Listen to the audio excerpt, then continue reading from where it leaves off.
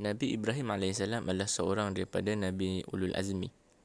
Nama panjang beliau adalah Ibrahim bin Azar, yang mana Azar itu adalah pengukir berhala. Kisah paling masyhur tentang Nabi Ibrahim adalah apabila Nabi Ibrahim memecahkan semua berhala-berhala yang ada pada kaumnya, kecuali berhala yang paling besar, yang mana pada berhala paling besar itu digantungkan kapak pada berhala tu. Kemudian bila orang-orang kafir pada zaman itu datang dan tengok, siapa yang bertanya, siapa yang buat, dan Nabi Ibrahim pun cakap, tanyalah pada patung tu, kan? Sebab yalah, patung tu ibaratnya kalau betul dia ada power, mestilah dia boleh bagi tahu at least, ataupun dia boleh pertahankan diri dia daripada dipecahkan. Tapi tak, semua patung tu pecah kecuali yang besar tu, yang mana sengaja tak dipecahkan. Jadi akhirnya semua orang pun tahu bahawa Nabi Ibrahim yang buat. Nabi Ibrahim pun mengaku dan akhirnya dihukum. Nabi Ibrahim dihukum, dimasukkan ke dalam api yang besar, api yang marak, api yang besar.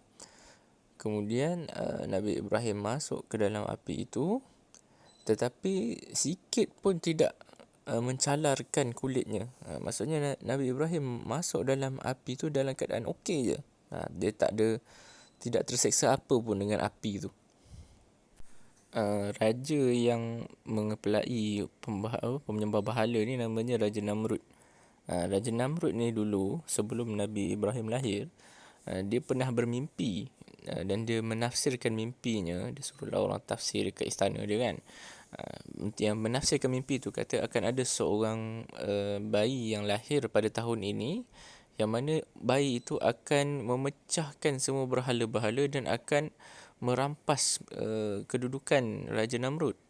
Jadi Raja Namrud pun memerintahkan pada tahun itu dibunuh semua isteri-isteri yang mengandung, dan juga dipisahkan antara suami dan isteri pada tahun itu supaya tak berlaku kelahiran langsung.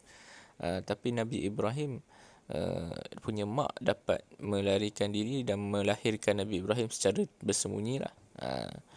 Dan kemudian bila dah besar, dan setelah peristiwa pemecahan berhala ini, barulah Raja Namrud macam, oh mungkin inilah lelaki yang ada dalam mimpinya waktu awal dulu tu, kan. Kemudian Nabi Ibrahim berkahwin dengan Hajar. Yang mana Hajar ini yang melahirkan Nabi Ismail alaihissalam. Yang Hajar ni diletakkan di Mekah. Ditinggalkan di Mekah. Kemudian Mekah masa tu tak wujud lagi lah. So Hajar ni kira pioneer untuk Mekah ketika itu. Kemudian Nabi Ibrahim juga berkahwin dengan Sarah. Sarah ini pula lah yang melahirkan Nabi Ishaq alaihissalam. Jadi anak Nabi Ibrahim ini ada dua nabi, iaitu Nabi Ismail dan Nabi Ishaq. Kemudian ada yang tanya, adakah Nabi Ibrahim ada isteri nama Qanturah? Dalam Islam, Qanturah ini ceritanya daripada hadis yang dhaif, hadis yang sangat-sangat lemah. Malah kebanyakannya nama Qanturah ini hanya terdapat pada cerita-cerita biblical, dalam cerita-cerita Israeliat. Jadi saya sendiri sebagai seorang Muslim, saya tidak menggunakan nama Qanturah itu sebagai isteri Nabi lah.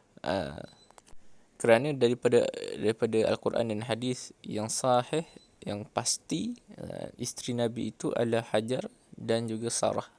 Itu yang lebih utama dan perlu lebih ditekankan, kerana itu yang ada dalam Quran dan hadis.